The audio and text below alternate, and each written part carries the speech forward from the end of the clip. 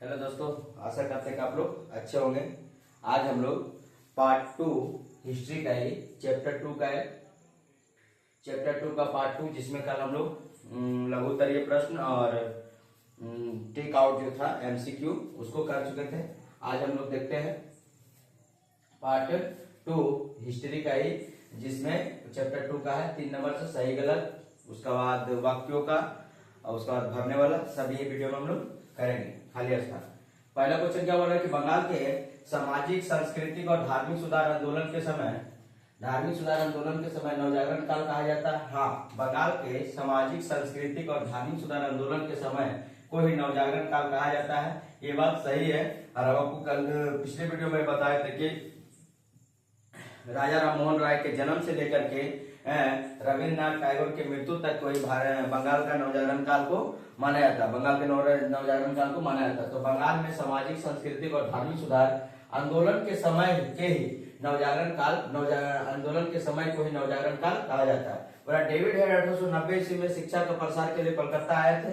नहीं, ये बात गलत है, क्योंकि डेविड हेड जो है 23 साल की उम्र में 1831 के आसपास क्या होते हैं, मर गए थे। तो 1890 में ही शिक्षा का प्रसार के लिए थे। ये बात क्या गलत है। स्कूल बुक सोसाइटी की स्थापना 1817 ईस्वी में की गई। हाँ, ये सही है। स्कूल बुक सोसाइटी की स्थापना 1817 ईस्वी में की गई। ये बात क्या है, सही है। स्कूल बुक सोसाइटी की स्थापना 1817 में की गई थी। सर विलियम जोन्स को भारत का ऑक्सफोर्ड कहा जाता है। नहीं, ये बात गलत है। सर विलियम जोन्स को नहीं, भारत का ऑक्सफोर्ड जोनाथन डंकन को कहा जाता है। जोनाथन डंकन को कहा जाता है भारत का ऑक्सफोर्ड। जोनाथन डंकन को भारत का ऑक्सफोर्ड कहा जाता है, क्योंकि इन्होंने 1892 ईस्वी में बनारस में संस्कृत कॉलेज की स्थापना किया था। बनारस में संस्कृत कॉलेज की स्थापना किसने किया था? तो जोनाथन डंकन ने। भारत का ऑक्सफोर्ड किसे कहा था? जोनाथन डंकन को, सर विलियम जोन्स को नहीं कहा था। जुलाई 1823 में गवर्नर जनरल वारेन हेस्टिंग्स ने लोक शिक्षा समिति की स्थापना किया था। नहीं, ये बात भी गलत है। 1823 में इसका शासनकाल भी नहीं था। 1823 में लॉर्ड एमहर्स्ट का शासनकाल था, और इसी ने ही 1823 में लोक शिक्षा समिति की स्थापना की थी, लॉर्ड एमहर्स्ट ने। ठीक है। और 1835 ईस्वी में कोलकाता मेडिकल कॉलेज की स्थापना की गई। हाँ, ये बात क्या है, सही है कि 1835 में कोलकाता मेडिकल कॉलेज की स्थापना 1835 में की गई थी। कोलकाता मेडिकल कॉलेज की स्थापना 1835 में की गई थी। बोला कि राजा राम मोहन राय ने 1825 ईस्वी में कोलकाता में वेदांत कॉलेज की स्थापना की। हाँ, तो राजा राम मोहन राय ने कोलकाता में 1825 में वेदांत कॉलेज की स्थापना राजा राम मोहन राय ने 1825 में कोलकाता में किया था। एक चीज और, 1815 में आत्मीय सभा की स्थापना किया था। 1828 में ब्रह्म समाज की स्थापना किया था। तो सब ये राजा राम मोहन राय की देन है। ठीक है। वेदांत कॉलेज की स्थापना 1825 ईस्वी में किया था। अब आगे क्वेश्चन 8 नंबर क्वेश्चन आगे देखते हैं।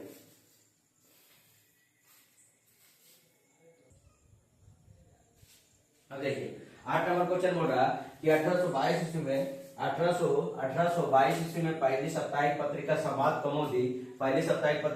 कौमुदी को प्रारंभ किया गया था। नहीं, ये बात गलत है कि पहली साप्ताहिक पत्रिका संवाद कौमुदी 1822 ईस्वी में नहीं, 1821 ईस्वी में की गई थी। और भारतीय ब्रह्म समाज के संचालन केशव चंद्र सेन ने किया।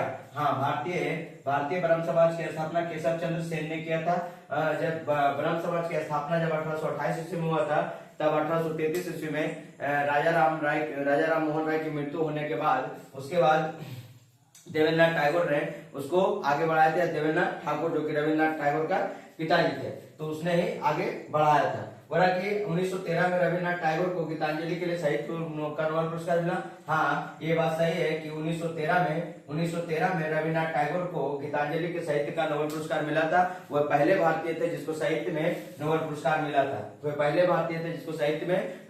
मिला था। नोबेल पुरस्कार 1901 से दिया जा रहा है। नोबेल पुरस्कार 1901 से दिया जा रहा था। और प्रथम भारतीय थे रविन्द्रनाथ टैगोर, जिसको साहित्य में 1913 में नोबेल पुरस्कार मिला था। नोबेल पुरस्कार कितने क्षेत्रों में दिया जाता है? तो नोबेल पुरस्कार 6 क्षेत्रों में दिया जाता है। कितने क्षेत्रों में दिया जाता है? तो 6 क्षेत्रों में दिया जाता है। पहले देखिए भौतिकी, उसके बाद रसायन, उसके बाद आपको हो गया चिकित्सा, उसके बाद हो जाएगा अर्थशास्त्र, उसके बाद हो जाएगा शांति, उसके बाद हो जाएगा क्या? साहित्य। तो साहित्य में नोबेल पुरस्कार किसको मिला था? तो रविन्द्रनाथ टैगोर को। नोबेल पुरस्कार कब से दिया जा रहा है? 1901 से दिया जा रहा है। कितने क्षेत्रों में दिया जाता है? तो 6 क्षेत्रों में दिया जाता है। तो ये आपका सही गलत का क्वेश्चन 10 तो आपका ये कंप्लीट हुआ। आगे देखते हैं इसके बाद।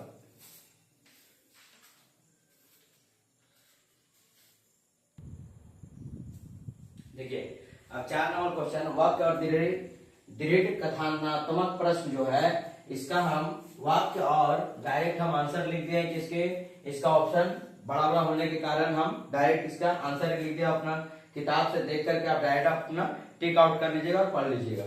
बोल रहा कि 19वीं शताब्दी के नवजागरण के प्रभाव पूरे भारतवर्ष पर पड़ा। हाँ, इसका आंसर क्या आ जाएगा कि 19वीं शताब्दी के नवजागरण का प्रभाव पूरा भारत पर पड़ा।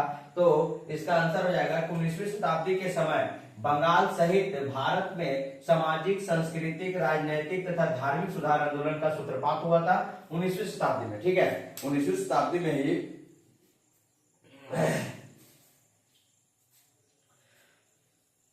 19वीं शताब्दी के समय बंगाल सहित भारत में सामाजिक, सांस्कृतिक, राजनीतिक तथा धार्मिक सुधार आंदोलन का क्या हुआ था? सूत्रपात हुआ था। 2 नंबर क्वेश्चन देखिए, इसका वाक्य क्या बोला? प्रारंभ के कई वर्षों में ब्रिटिश ईस्ट इंडिया कंपनी ने भारतीय शिक्षा में रुचि नहीं दिखाई। किस लिए रुचि नहीं दिखाई? प्रारंभ में कई वर्षों में ब्रिटिश ईस्ट इंडिया कंपनी ने भारतीय शिक्षा में रुचि नहीं दिखाई क्योंकि अंग्रेजी कंपनी भारत में प्राच्य भाषाओं को साथ देकर अंधेरे में रखना चाहता था। मतलब प्राचीन भाषाओं को, जैसे अरबी फारसी को साथ देकर के अंधेरे में रखना चाहता था। ये अपना शिक्षा पाश्चात्य शिक्षा को दे करके अंधेरे में रखना चाहता था। 3 नंबर, ईश्वर चंद्र विद्यासागर ने ब्राह्मण वर्ग के अधिकार को समाप्त कर गैर ब्राह्मण विद्यार्थियों को प्रवेश देना प्रारंभ किया था। ये क्या है? वाक्य है 3 नंबर का। इनका आंसर क्या है? उन्होंने हिंदू समाज में निम्न वर्गों को संस्कृत पढ़ने की अनुमति प्रदान की थी। ठीक है, ईश्वर चंद्र विद्यासागर ने ब्राह्मण वर्ग के अधिकार को समाप्त कर गैर ब्राह्मण विद्यार्थियों को प्रवेश देना प्रारंभ किया था क्योंकि हिंदू समाज में वो निम्न वर्गों को संस्कृत पढ़ने के क्या दिया था? अनुमति को आरंभ किया था। अगला लास्ट क्वेश्चन है 4 नंबर, राजा राम मोहन राय ने भारत में अंग्रेजी शिक्षा पर जोर दिया था। हाँ, तो राजा राम मोहन राय ने भारत में आधुनिकता का प्रसार करना चाहता था, इसलिए वो अंग्रेजी शिक्षा पर क्या दिया था? जोर दिया था कि आधुनिक वर्तमान काल में जो आज इंग्लिश का इतना डिमांड है, इतना मांग है, जिसके कारण राजा राम मोहन राय ने अंग्रेजी शिक्षा पर खूब जोर दिया था और उसका प्रसार किया था। अब इसका आगे हम लोग देखेंगे 5 नंबर क्वेश्चन। आप लोग आराम से इसको कॉपी किताब में टिक आउट करके और एग्जाम के समय में अच्छे से पढ़ लेना।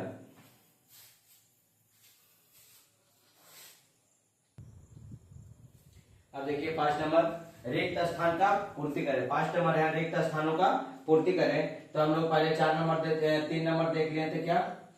True and false. 4 नंबर देख लिए थे कथन और दृढ़ कथनात्मक प्रश्न का उत्तर, जो हम डायरेक्ट उत्तर लिख करके आप लोग को बता दिए थे। आप इसका रिक्त स्थान देखिए 4 है।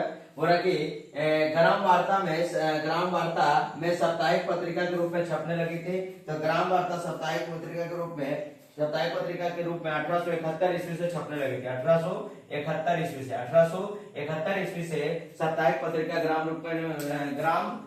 साप्ताहिक पत्रिका के रूप में क्या हुआ था? छपने लगी थी। कौन सी साप्ताहिक पत्रिका थी? तो ग्राम वार्ता। बोला कि मृत्युंजय विद्यालंकर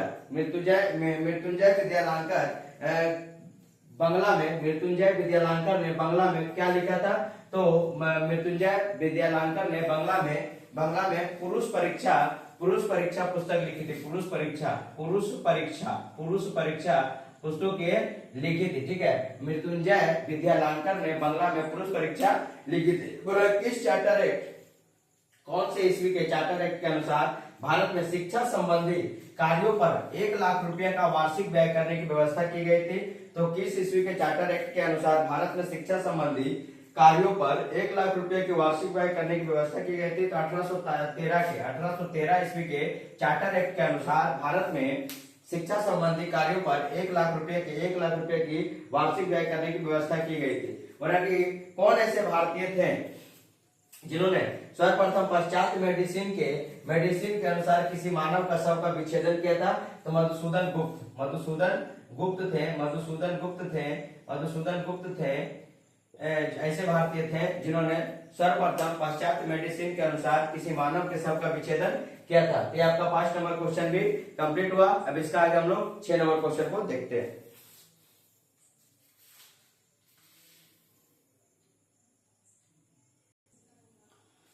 अब देखिए दोनों स्तंभ को मिलान करना है आकार में, ठीक है। दोनों स्तंभ को मिलान करना है तो हम लोग देखते हैं दोनों स्तंभों को मिलान करते हैं। पहले हम जानते हैं कि बाम बोधनी पत्रिका है, तो बाम बोधनी पत्रिका से कौन संबंधित व्यक्ति है, तो उमेश चंद्र दत्त। बाम बोधनी पत्रिका से कौन है, उमेश चंद्र दत्त। अगर एक का लिया जाए तो एक का हो जाएगा 4 नंबर बाम बोधनी पत्र। हिंदू पेट्रियाट, तो हिंदू पेट्रियाट का क्या हो जाएगा, हिंदू पेट्रियाट का हो जाएगा 3 नंबर गिरीश चंद्र घोष। हिंदू पेट्रियाट का हो जाएगा 3 नंबर गिरीश चंद्र घोष। हिंदू पेट्रियाट का हो जाएगा गिरीश चंद्र घोष, ठीक है। ग्राम वार्ता प्रकाशिका का हो जाएगा हरिनाथ मजूमदार। ग्राम वार्ता प्रकाशिका का होगा हरिनाथ मजूमदार। और हुतुम पेंचार नक्शा का हो जाएगा कालीप्रसन्न सिंह। हुतुम पेंचार नक्शा का क्या हो जाएगा, कालीप्रसन्न सिंह। वाम बोधनी पत्रिका से संबंधित व्यक्ति है उमेश चंद्र दत्त। हिंदू पेट्रियाट से संबंधित है गिरीश चंद्र घोष। हिंदू पेट्रियाट से गिरीश चंद्र घोष। ग्राम वार्ता प्रकाशिका से है हरिनाथ मजूमदार। और हुतुम पेंचार नक्शा से कौन है, कालीप्रसन्न सिंह। आप नीचे देखते हैं बोला कलकत्ता मदरसा की स्थापना कब हुआ था, तो कलकत्ता मदरसा की स्थापना 1721 ईस्वी में। 1721 ईस्वी में कलकत्ता मदरसा का स्थापना 1721। एक का हो जाएगा 2 नंबर। एक का एशियाटिक सोसाइटी का स्थापना देखिए आपका बुक में दिया था 1789, लेकिन 1784 में आपको पिछले का वीडियो में बताए थे कि 1784 में सर विलियम जोन्स के द्वारा एशियाटिक सोसाइटी का स्थापना किया जाता है गया था। तो 2 का हो जाएगा 3 नंबर। एशियाटिक सोसाइटी का स्थापना हो जाएगा 1784। आप लोग भी सुधार लीजिएगा अपना बुक में। बनारस संस्कृत कॉलेज की स्थापना 1792 में 1 नंबर 1792 ईस्वी में। और हिंदू बालिका विद्यालय की स्थापना 1849 में। 4 का 4 नंबर ही हो जाएगा। फिर से बोल देते एक बार कि कलकत्ता मदरसा की स्थापना कब हुआ, तो 1721 ईस्वी में। कलकत्ता मदरसा की स्थापना 1721 ईस्वी में।